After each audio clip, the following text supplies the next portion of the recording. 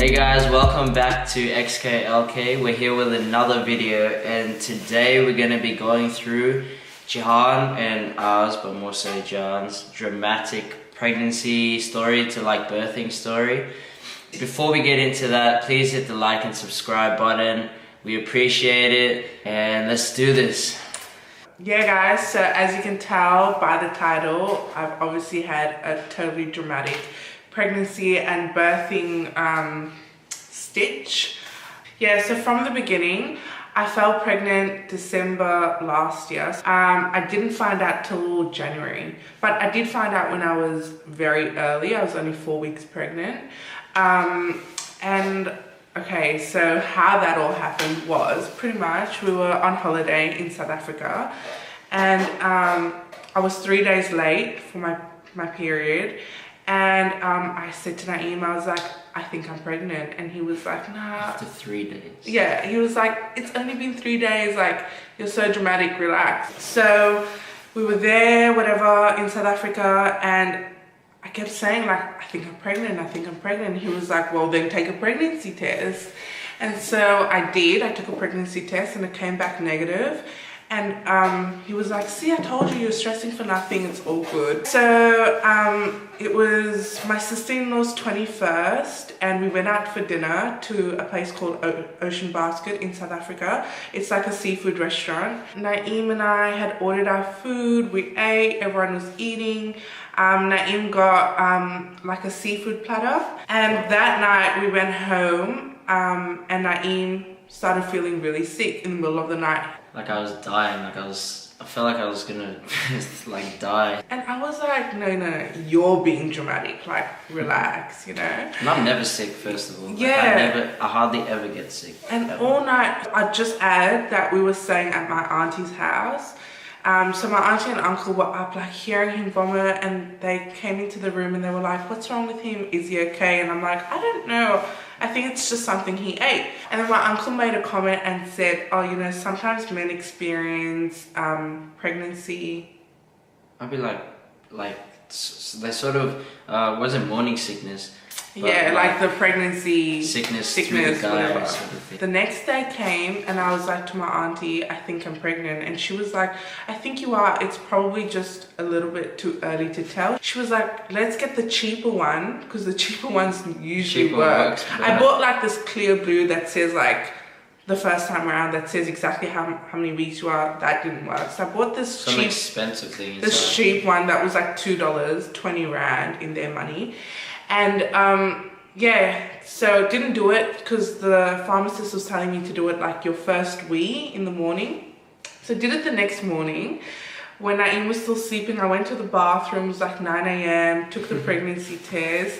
And I just sat there and I waited, because obviously you have to wait for, if it's one line not pregnant, 2 lines pregnant. Anyway, sat there, and then it was like one line and one very faint line, like another very faint line. So there were 2 lines. And I started freaking out. I was like, oh my God, I knew it. Like, I freaking knew it. So I went into the room, I woke him up. I was like, guess what? He's like, what? I was like, I'm pregnant. And he was like, no way. He's like, show me that thing. And as we're sitting there, the faint line was becoming like, it became like solid red. Yeah, so then I was like, okay, that's it. I'm pregnant. I knew it. First things first, let's book a doctor's appointment. I did all of that sort of stuff. Everything was all good. They told me I was 4 weeks pregnant, blah, blah, blah. Everything was fine. I had no morning sickness, thank the Pope. I was just very tired. All I wanted to do was sleep. I mean, we were on holiday and I didn't really feel like doing John much. was like, let's go home. I'm tired. Let's not do anything. I want to sleep all day. Like, I'm cool with that sometimes too, but I was like, we're on holiday. We must get out. We must do stuff. Yeah, so by the time we came back to Australia, I was about 7 weeks pregnant, and we needed to book our first ultrasound so that we could see if there was a heartbeat and all that sort of stuff, which we did. We booked that, got everything sorted. That was all good. So during my pregnancy, everything was fine. I felt normal. I didn't have any morning sickness. I was just really nauseous all the time. But it wasn't like, I wouldn't say my whole pregnancy, I just say the first 3 months, like the first trimester. And then, yeah, just really tired. All I wanted to do during my whole pregnancy was sleep. Like, honestly, I didn't care for anything. I just wanted to sleep.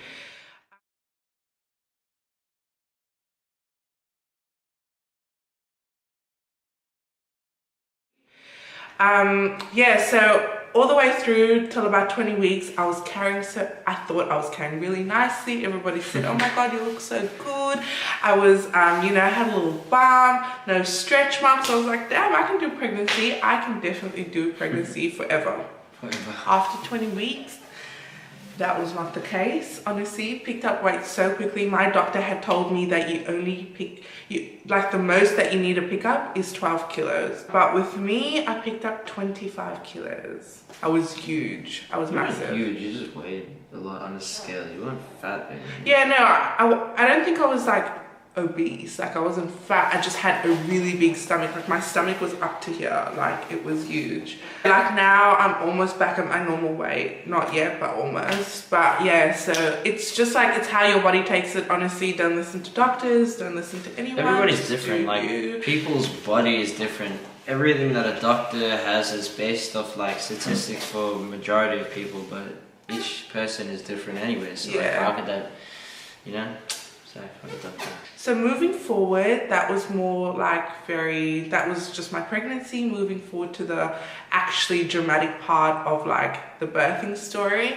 So yeah, I got to about 37 weeks and we were chilling at home. All our friends were over. Yeah, we were having dinner. We had really strong chicken and... it wasn't too strong, like it was spicy chicken. We have it all the time. It was really spicy that night for some reason. Because I remember everybody was like, whoa, it's really spicy. And anyway, Naeem was feeling really sick that night. Wasn't that my birthday? Oh yeah, it was your birthday. It was not my birthday. Yeah, it was a Sunday, it was Naeem's birthday. We went out during the day, it was my birthday. We went out for brunch during the day. And then we had come home, all our friends came back here. We had cake and tea and stuff. And then, yeah, we all ended up getting dinner together. We sat and ate. And then Naeem started feeling really sick. And everyone was saying to me the whole day, oh my God, imagine your baby came now. Like, I was like, no, I'm only 37 weeks. Like, I don't feel it coming. And then Naeem felt really sick and I was like, oh my gosh, like the last time he felt this sick, I found out I was pregnant. So I started freaking out. Anyway, we were, like two of my friends have babies. So we were in the room with them, they were breastfeeding, we were just chilling. And I was like sitting on, you know, those exercise balls and I was like bouncing on it. And I started getting this like bad cramp in my stomach and it went away and I was like, okay, whatever. So I didn't say anything to anyone. And then it came back again and it started getting like in my back and then through to my stomach and went away.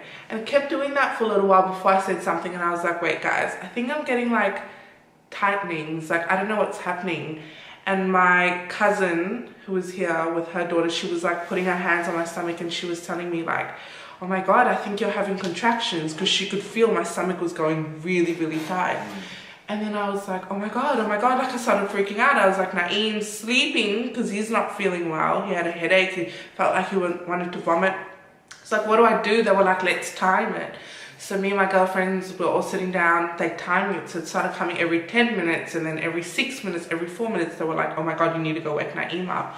So I went and I woke him up and I was like, I think I'm having contractions. I started crying. He was like, relax, calm down. He took some tablets. He was like, what do you want to do? I was like, let's call the midwife.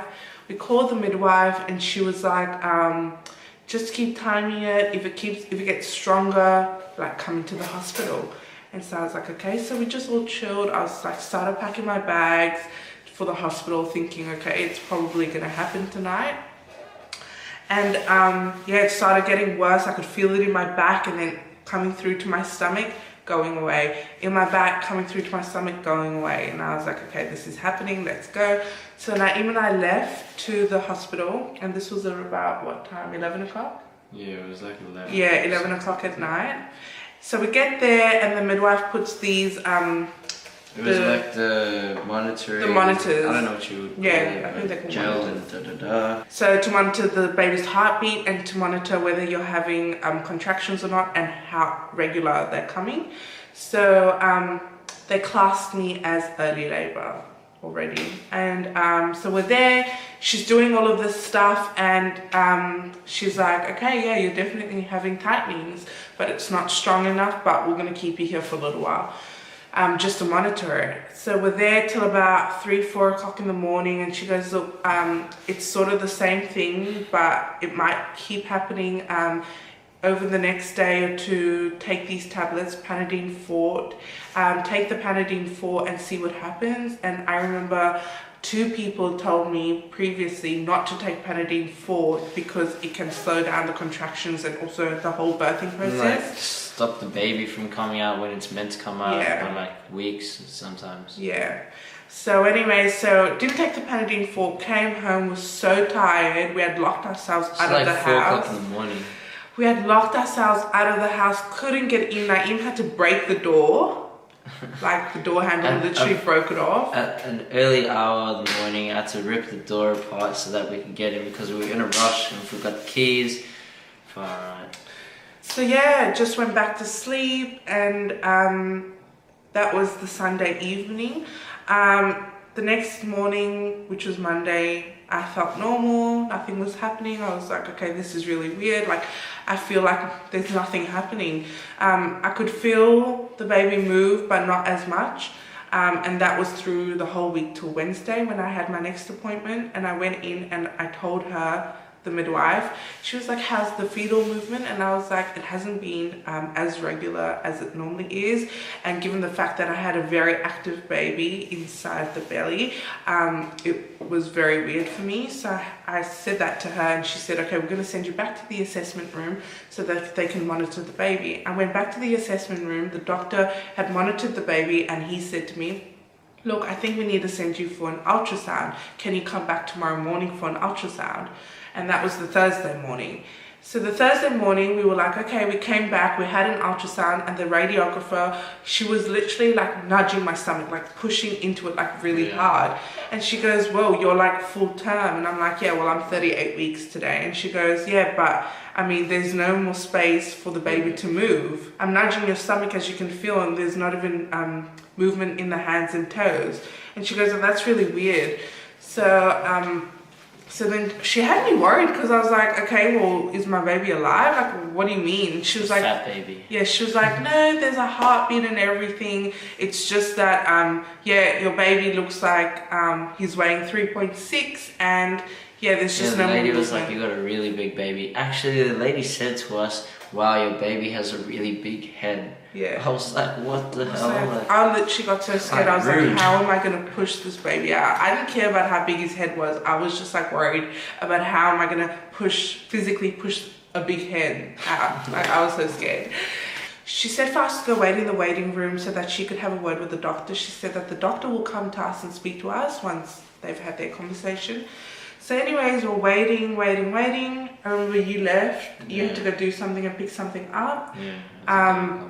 Yeah, and then when he came back, the doctor had already spoken to me and told me that they were going to induce me. So pretty much he told us that we can go home and come back in the next couple of hours, which we did. We were quite nervous for. We had to call everybody, and like my mum and everyone, and tell them like, look, they're going to induce me. They were very concerned for my health as well as the baby's health, and they thought that the best way and the safest way to do this is to start the birthing process. So we came home, I had a shower, got everything done. Naeem helped. He literally got everything done, packed the bags, got the baby's bag ready, got my bag ready. The car seat in the car. Yeah, oh my gosh.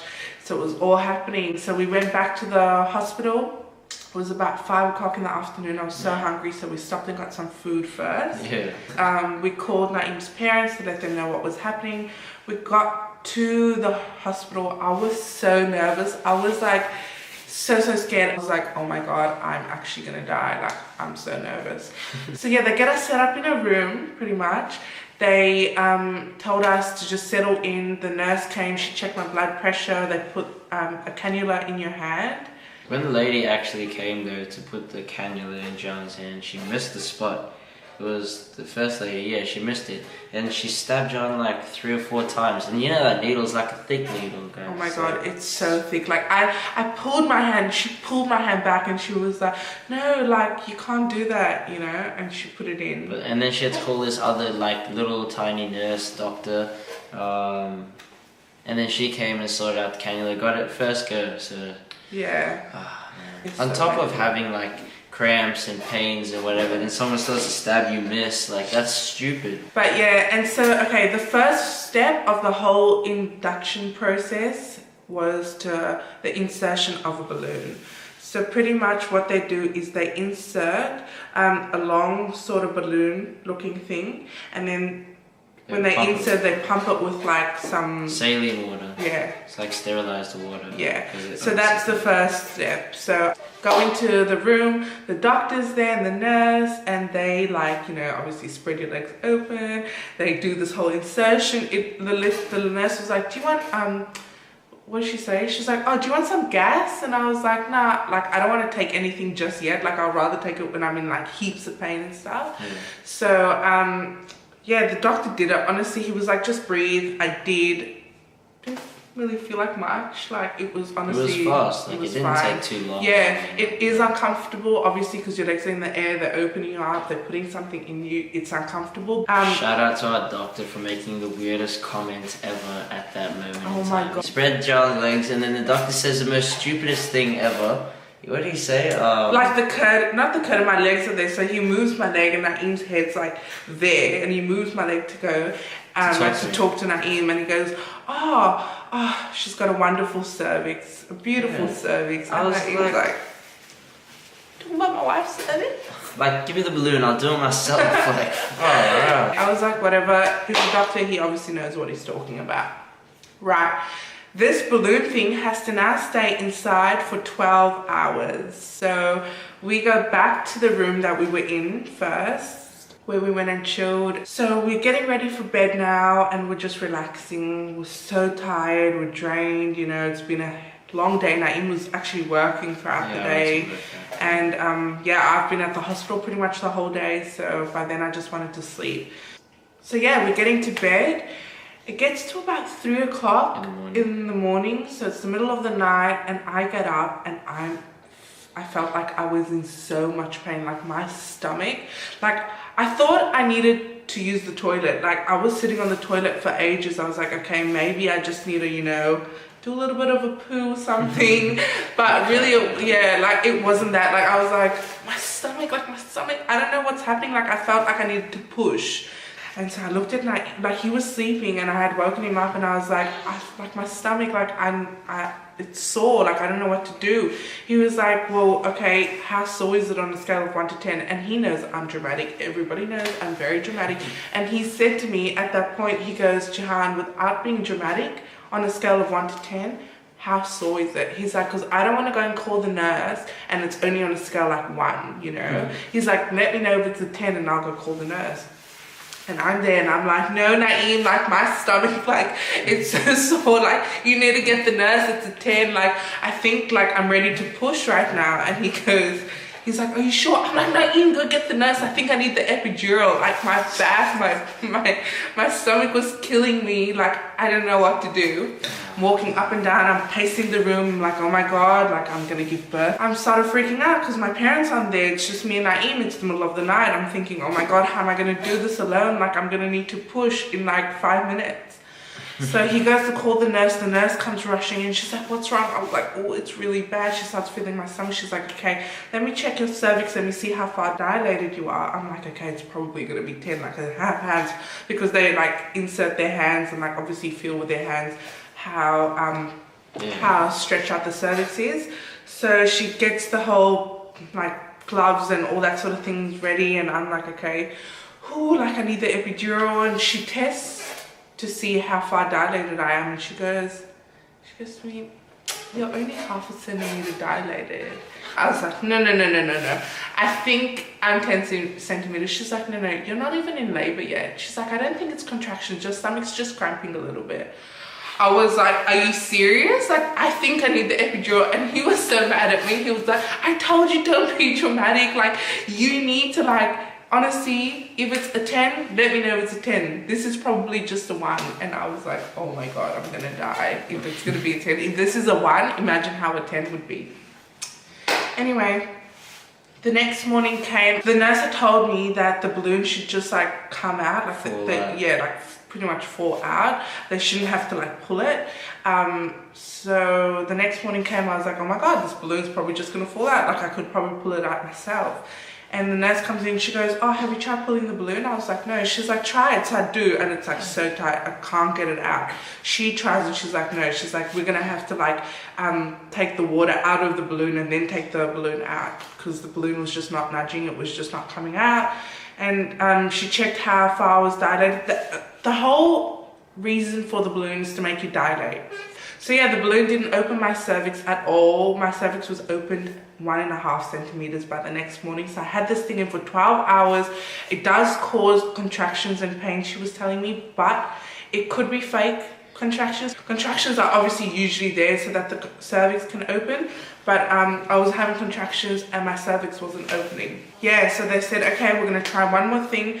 They got this like shoelace looking thing that had like it's like laced in medicine or something, and she goes, okay, we're gonna insert this, you have to keep it in for 12 hours as well. So that was 10 o'clock in the morning on Friday morning. She inserts this thing by 10 o'clock the night. So I had this thing in the whole day and I was having contractions. They were monitoring me again and the baby, and they were like, well, you're definitely having contractions, like there's high contractions there. But by then I was like, I was used to the pain, like I was like, yeah, okay, I can feel it, but honestly it was all good. And then by 10 o'clock that night she was like, okay, let's feel how stretched the cervix is. She comes and she feels and she's like, it's 2 centimeters dilated. It just wasn't dilating. It just wasn't dilating. John's cervix wasn't stretching out at all. And I was already so over it. I mean, we had been in hospital from the Thursday morning. It was the Friday night, late night, and I was so tired. There, like, besides actually being there, we were there for like a few days, it felt like. Yeah, so the doctor came and spoke to us, probably like 12 o'clock that night. The doctor comes in and goes, look guys, I can give you more options, but because we've already started the induction process, we have to get this baby out because it's not safe for you to go home and like wait for it to happen naturally. Because we've already started the induction process, we can either try one more thing or you can have a C-section. So before I started the induction process, they did tell me that there is a risk of having a C-section. I was totally okay with it. Like having to not push a baby out, totally fine. I know a lot of people are like, oh, don't go C-section because you'll be in so much pain. But my mom had 3 C-sections, so I was like, whatever, if it happens, it happens. So yeah, the doctor was like, did you want to go through with having to try one more insertion, or did you want to have a C-section? And by then I was like, yeah, we thought about it for a while. I was like, I don't really know. And I even spoke about it and we decided we're gonna go with the C-section. The next morning came, which was Saturday. My mum and 2 sisters came and they brought us food and stuff and we were chilling and whatever. And yeah, they said that I was gonna have my C-section by midday Saturday. So, you know, they have to get you ready for that. They have to like insert more cannulas into your hand, and they have to they like prep the room and whatever for you to go in. So yeah, sorry, Adam just woke up. But yeah, so they get us ready for the theatre room, and yeah, I'm there with a gown, Naeem in his like gear and whatever. The anaesthetist comes up to us and says that, well, preps us, because obviously they've got to do the epidural, and tells me exactly what's going to happen, how many needles he's going to put into my back and all of that sort of stuff. So it was just 2 needles. It wasn't called the epidural, it was called the spinal anesthesia. So he comes up to me and says, look, we're going to do the spinal anesthesia. We go into the theatre room. I'm so nervous. Like I was shitting my pants. I was so nervous. I was like, oh my God, they are going to cut through my stomach. Like, I didn't know what to do. I was sweating. I was literally sweating and then getting cold at the same time. Anyway, so we're in the room and Naeem's there next to me, obviously by my head. They start putting the curtain up so that obviously you can't see what's happening down there. They put my legs up. Oh wait, before that, I'm obviously getting the epidural or the spinal anesthesia. So I have to bend over like on the bed, and he goes to tell me what he's going to insert the needle. That wasn't really sore because I'm not really afraid of needles. But he told me, like, I thought it was really funny because he goes, you'll feel like you have a wetsuit on and you're peeing. Like you'll get that feeling before your body goes numb. And that's literally what it felt like. Like you feel like you have a wetsuit. I swear that, like, if you haven't felt that feeling before, then I don't know, but it definitely feels like that. And so yeah, it starts going numb, and I'm like stressing because I'm like, I hate the feeling of having numbness. Like, you know when you go to the dentist and you have a numb feeling in your mouth? Like, I hate that feeling. So now I'm freaking numb from waist down, and I start stressing. And they get like this ice pack and they put it on your legs and on your stomach just to make sure you can't feel anything. And yeah, that's when the doctor literally walked in. They had like gumboots on and like thick They looked like gloves. they were like butchers. Yeah, they looked like they were gonna butcher me. Like, I was so scared. And straight after the epidural, I felt so sick. Like I needed to vomit. Like, and they told me that was gonna happen. They were like, because of all the drugs that we're putting inside of you, like you're gonna feel really sick, but it'll go away in 5 seconds. Like, and I'm screaming. I'm like, give me a bucket, give me a bucket. I need a vomit. They're like, you're not gonna vomit. Like you're just feeling like it. I'm like, no, I need a vomit. I didn't end up vomiting, obviously, because they are right. They know what they're doing. And I literally felt like that for like 5 seconds, but worst feeling in the whole entire world, I swear. So yeah, so the nurse looks at me and she's like, what's wrong? I'm like, I'm really nervous. Like, I don't know what to do. She's like, no, you're fine. She's like, look at the clock, literally count 5 minutes and you'll see your baby. Yeah. And I looked at the clock and it was like 40 something. They were done before you knew it. Like, it was so fast. Honestly. I don't even know if it was 5 minutes or like... It was, because I was looking at the time. It was like 12:47, literally 12:53. I'll never forget. He lifts this blue, mucusy looking little baby over the curtain, but only up until like here, so... Oh, and also we didn't find out the gender of our baby, so the first thing we were like, what is it? And he lifted the baby up a bit higher, and we just seen like big blue balls in our face. We're like, oh my god, it's a boy. Immediately, like, Naeem started crying. I was like half teary, but also like worried, because I was like, okay, I'm still open, like you gotta close me up. So I kept asking the nurse, I was like, how long is it gonna take for them to close me? She's like, 15 to 20 minutes. She's like, don't worry, it'll go quick. I was like, I just wanted that to happen quickly so that I could like be at peace and like, you know, hold my baby and like be normal and whatever. So yeah, after that, the anesthetist told me that I will probably be experiencing the shakes, because you get the shakes. Like, you're literally, it's like you're taking a whole lot of drugs for the first time. You're literally experiencing like shakes and sweats and then getting cold. That's exactly what happened to me. I couldn't even hold him. I was shaking so much. People were coming to visit me, like once we got back to the room, people were coming to visit me and they were talking to me, and I'd be talking, I'd be like, hi, how are you? And then I'd wake up again and I'd literally wake up again and be like, yeah, I'm good. Fall asleep, like. And people would be talking to me and I was just like so out of it. Like, I just remember like I was trying to breastfeed and I couldn't. Like, I just couldn't. My mum was holding his bottom, and Naeem was holding his head and literally like holding my boob for me to breastfeed, because I was so out of it. And yeah, like, it was a crazy experience, honestly. Would I do it again? 100%. Would you do it 7 times? Probably not, no way. No. Well, I'll do it 3 times max. It was crazy, it was good. It was honestly one of the most exciting, most nerve-wracking, most traumatic experiences I have ever faced, ever. I commend any freaking woman that goes through this. Like, it's hard, and I know how hard it is. Some people freaking do it so like 5-6 times. I don't know how they do it, but they do. By the 5th and 6th time, they just fart and it just falls out. Like, Honestly, I know it doesn't happen like that, but I know it happens, and man, some women are really, really strong. It's crazy. I mean, after the whole process of having a C-section, it is painful. For 6 weeks, you cannot move. Honestly, the first couple of days, I couldn't shower without Naeem being there with me, holding me up, washing my hair, washing my body. I couldn't lift my arm. Like, they cut through 6 layers of muscle.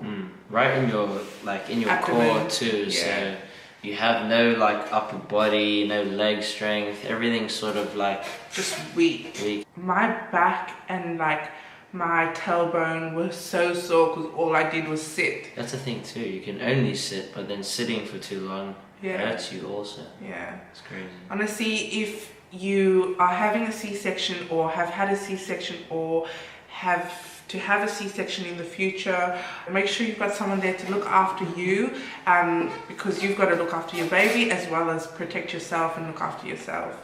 But yeah, that's it for my pregnancy and birthing story. It's pretty crazy. Yeah. And now we've got some huge ass baby. He's 3 months old already. His name is Adam. And yeah, we couldn't be more happier. We can't wait for the next one. Soon. No, kidding, no. Soon. Yeah guys, thank you so much for watching. If you did like this video, please give us a massive thumbs up.